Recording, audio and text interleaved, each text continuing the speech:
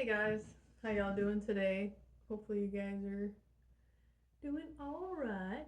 I woke up today pretty excited, so be with me. Um, Today I'm gonna talk about the polyvagal theory, polyvagal theory, and I'm also gonna touch on the law of polarity and the law of rhythm.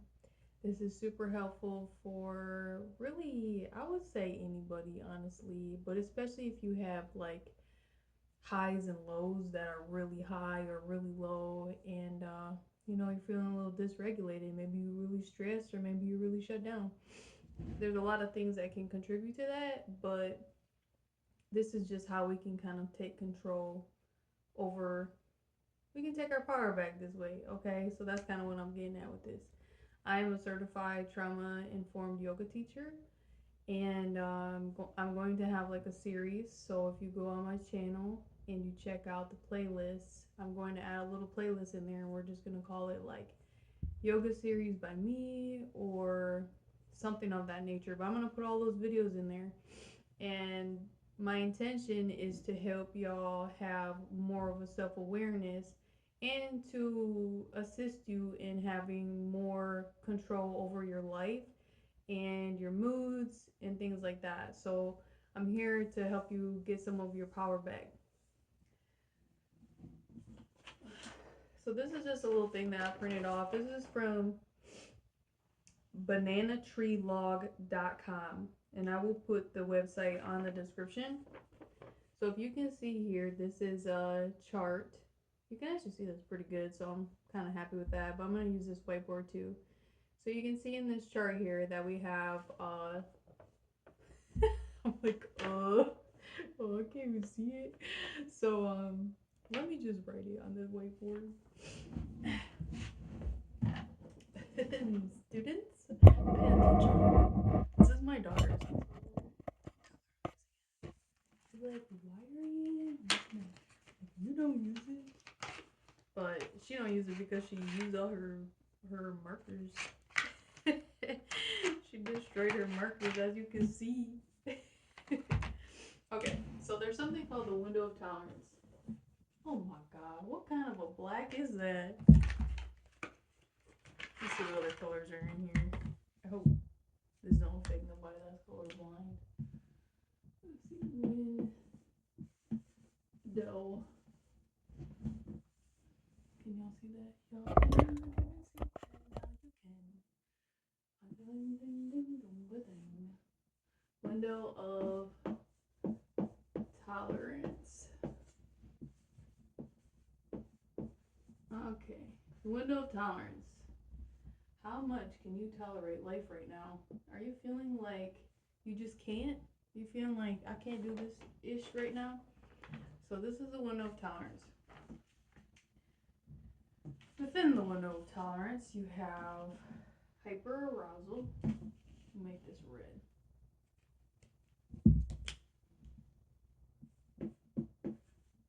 Hyper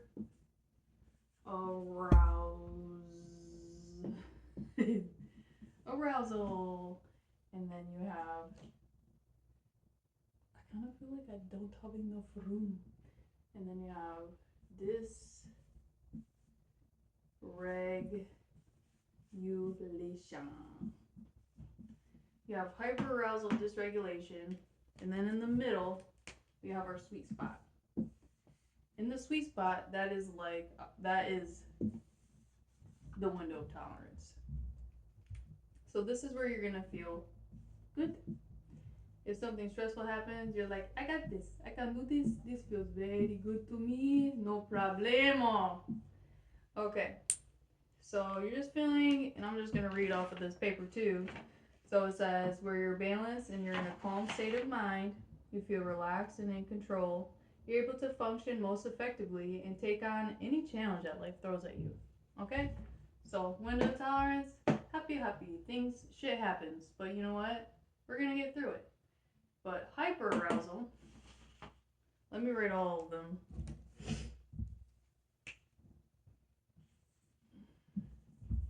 Need a capital here.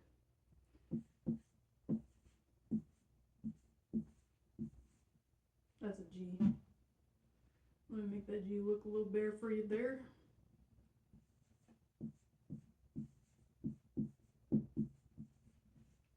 And then we have hypoarousal.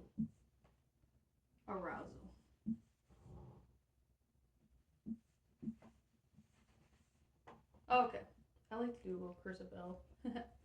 Anyway. Okay. Hyperarousal. Hyperarousal is the state in which you are. Let's see if I can put this maybe like right here. I don't know. I feel like I can hear my daughter. Okay. Hyperarousal. Babe, what are you doing? Just waiting for you. What are you waiting for? I'm waiting for you to come out here. Do you have to go poop? No. Okay, let me do my teaching then, okay? Please don't interrupt me right now. You're supposed to be playing with your clay. If you're done with your clay, go ahead and play with your books, okay? As I was saying, hyperarousal. So it's an abnormal state of increased responsiveness. You may be feeling, or you will be feeling anxious, angry, and out of control. You may feel like you want to fight or run away. So, hyperarousal is like a survival state, okay? It is, you may feel blood rushing into your palms. And that is why, and into your arms and your legs and things like that. And that is why active practice could be helpful. And by active practice, I mean that you could go running, push-ups, jumping jacks. Something that you're moving your body can be very helpful when you are in a hyperarousal state.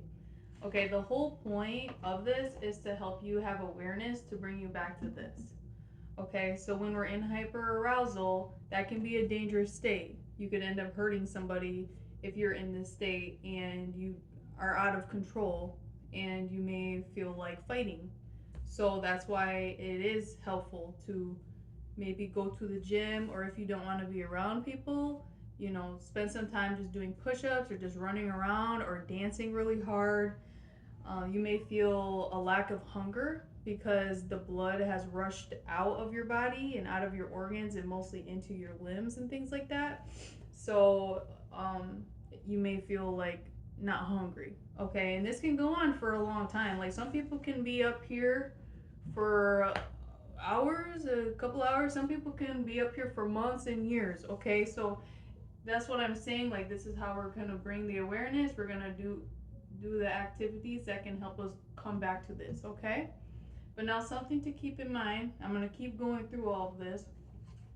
Something to keep in mind is that using the law of polarity and the law of rhythm, if you're up here, eventually you will be down here. And that's actually a good sign if you're moving down here, because it's going to have to bounce a little bit before you get to this. Okay? Dysregulation. So this is kind of our warning. So maybe I'll put like a, what does a warning look like? I don't know. Just a warning. It's like our stars, like, wake up. So this is a warning. When you start to get out of your happy square here, your window of tolerance, you may feel agitated, anxious, or even angry. You don't feel comfortable, but you're not out of control. You can still consciously be like, okay, something's going on here, I need a break, and whatever. You can still kind of have that consciousness. That consciousness is not very present here. Okay, this is our hyperarousal. This is our state of fight and flight. Fight, flight. This is like boom bang chakalaka boom boom. Okay, dysregulation is you'll know what I'm talking about. All right. So now this is our window of tolerance. Dysregulation. Dysregulation happens before you reach hyperarousal. So having the awareness around the dysregulation that you are dysregulated, so that you can have an active practice or some kind of a hobbies. And this is what we're going to talk about with the window of tolerance. This is how you become more tolerable of the world. Okay, let's just say that. The world becomes more tolerable when you do things that you enjoy. Okay, so enjoy. Let's just put that there. Things that you enjoy. Maybe you enjoy reading a book. Maybe you enjoy going for a walk. Maybe you enjoy meditating, listening to music, rubbing your muscles. All of these things can help you feel like life is better, life is good. If you're constantly working yourself down to the bone, obviously you're not going to have a big window of tolerance. But it's when we do things for ourselves, such as like combing our hair or brushing our teeth or going above and beyond for ourselves, putting on a face mask. You know, these are things that I do, so I'm just like listing those, but there's a ton of things, okay? Think about things that you like and that bring you joy and a sense of calmness and a sense of happiness, okay? Obviously, like going out and partying and drinking and staying up is not going to increase your window of tolerance. It might a little bit, but there's also, you have to consider that sleep, not having good sleep, will decrease, make it smaller. I don't know why I felt like the need to mark it. Like it will make it a smaller square. So, anyways, so yes, doing the things that you enjoy, things that make you happy, things that are pleasurable, will make you feel like you can tolerate life. Tolerance. Life is good when we do things that make us feel good. Anyways, after, okay, so let's say, let me introduce you to the blue. Dysregulation. So there's always a dysregulation warning before you get to this and this. These are extremes. Let's just put an X. Extreme. Extreme. Okay? So dysregulation can look like your body shutting down. Okay? Where you're just like really tired and you don't want to get out of bed. You may start losing track of time. You may not want to listen to other people. You may not have the capacity for emotions of other people. You may not have the capacity for very much. So that's kind of like a warning, okay? Where it's just like, ugh, I just don't want to. I just don't want to do it. I ain't feeling too good. That's a warning, okay? And then, you know, if you're just like zoning out, or you may find yourself like rocking a little bit, like those are also warnings that you're in that dysregulation, okay? So that's kind of like a shutting down. My husband just got home, so my dog is like, she put me in my crate. Yeah, boy, because you be doing too much. You be running around everywhere. Everybody's chilling. God bless him. Okay, so after you start shutting down, you end up in a hyperarousal state. And within this hyperarousal state, you may have a decreased responsiveness to life. Like if something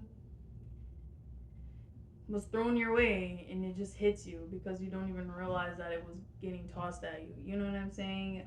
You may feel emotional numbness. You may feel like if somebody died right now, I wouldn't feel nothing. I remember feeling like that at a point in my life where I was like, man, like I felt so numb. That was the scariest feeling I've ever felt in my life, was that numbness. And that was when I was taking like a bunch of pills and stuff that they were giving me, and it was after a super traumatic event in my life. But I literally felt like if I saw somebody die, I wouldn't even feel emotion, which is crazy for me because I have a lot of empathy. So if you know something bad happens, I'll be like, oh my god, what the?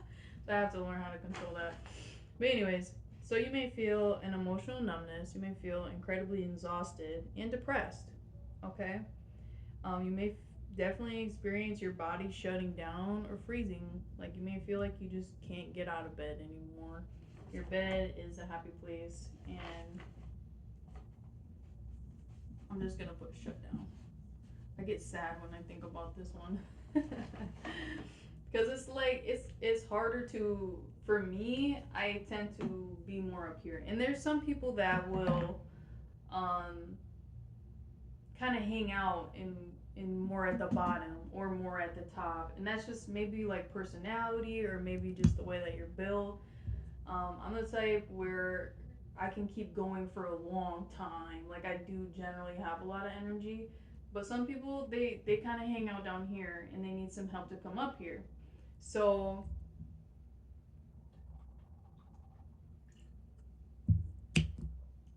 I can't say that I'm a professional by any means when it comes to hyperarousal because I haven't experienced a ton of that in my life. Like I have definitely been in hyperarousal states, but I know more about the hyperarousal and how to get people out of that like super anxious like blah, blah, blah.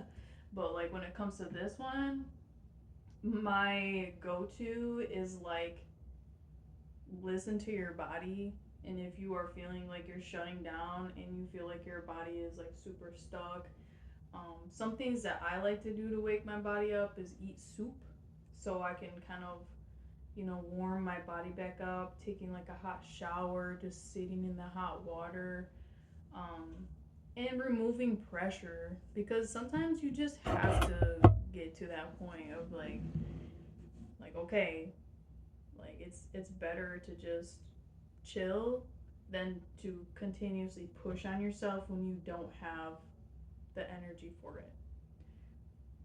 I hope that makes sense.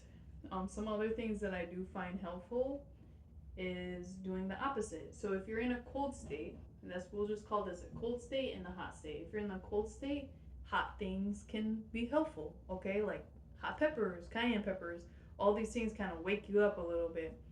This one, you would want to bring in some blue into your life, like some cold drinks, some refreshing beverages, some like fresh vegetables and things like that. Cucumbers. Obviously, that's not gonna be like if somebody's like, "I'm gonna beat your ass." You're like, "Eat a cucumber." You know what I'm saying? Like it's not. It's like little things that can kind of help you a little bit along the way. Um, but obviously, back to getting here, you want to do something that you enjoy.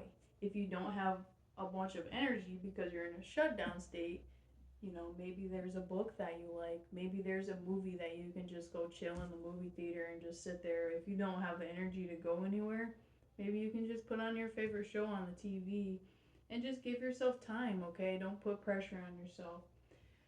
So, this is a window of tolerance. I wanted to bring up the law of rhythm and polarity.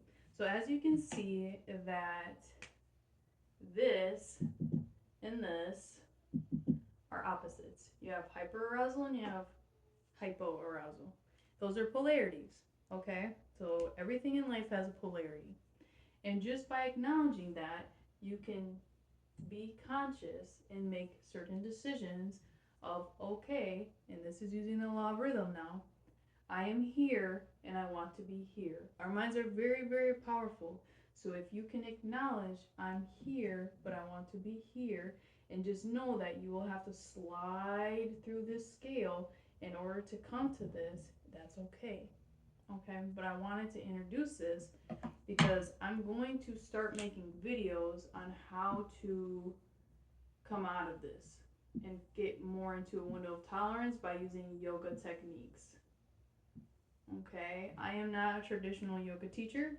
I am a trauma informed yoga teacher, and I've gone to a lot of yoga myself, and that's great.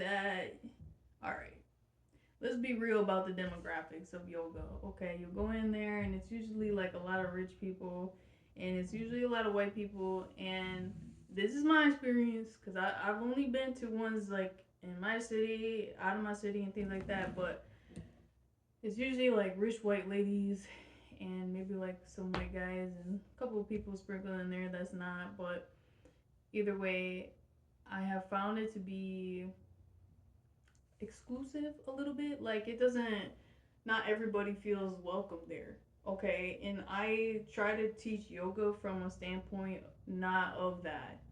So I try to teach yoga in a way that is inclusive to all people regardless of like your state of mind. Like you don't have to know all the like yoga poses and things like that, like so savakananda zamana. Like I don't even know how to say a lot of these things, and that's not really the point. Like I don't do a lot of the fitness yoga.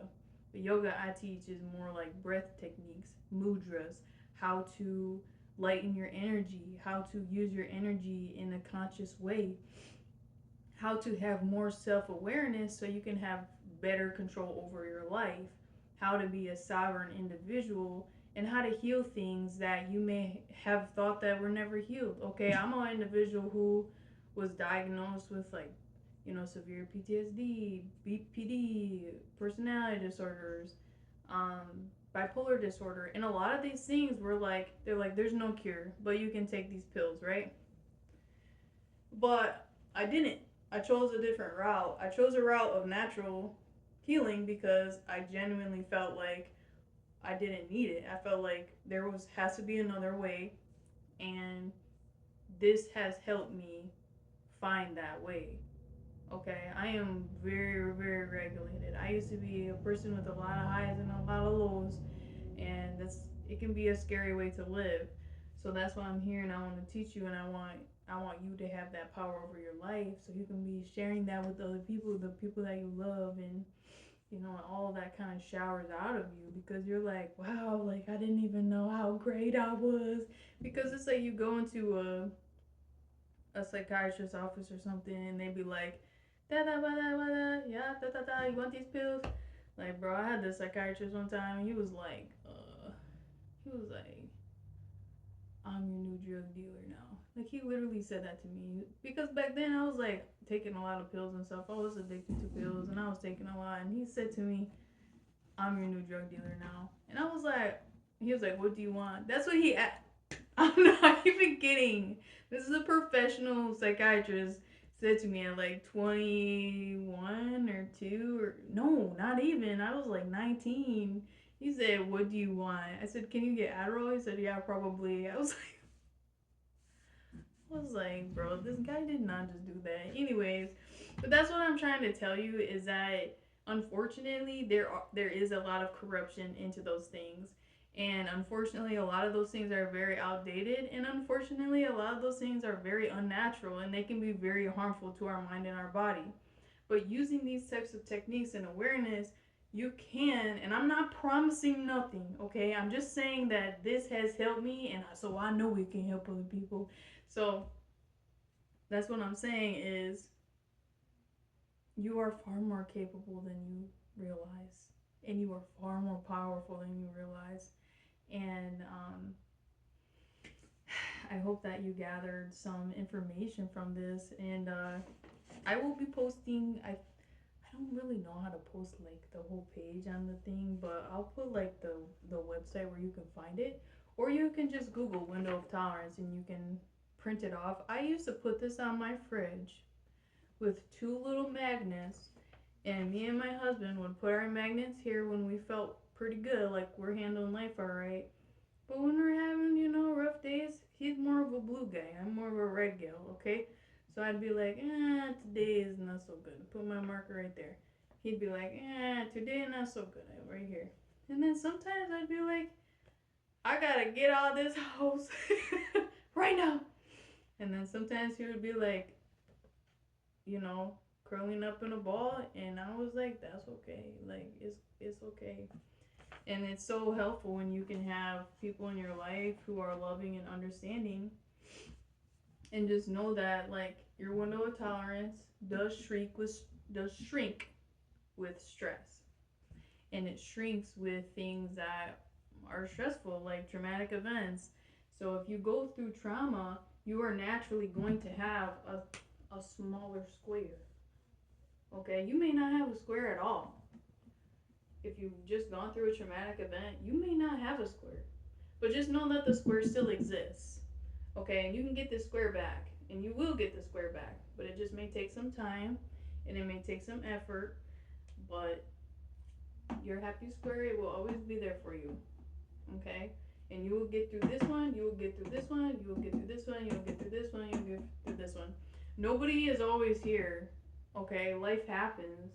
You may have somebody, somebody might die, somebody might get sick, somebody might lose their job, somebody might get stuck in traffic, just like it just depends. Okay, getting stuck in traffic might be small to some people and it might be big to other people. Everybody has different things that cause them to feel stressed or overwhelmed. Okay? So I'm sending so much love to you, and I'm super excited about this segment. We're gonna do all kinds of cool stuff regarding yoga and breathing techniques.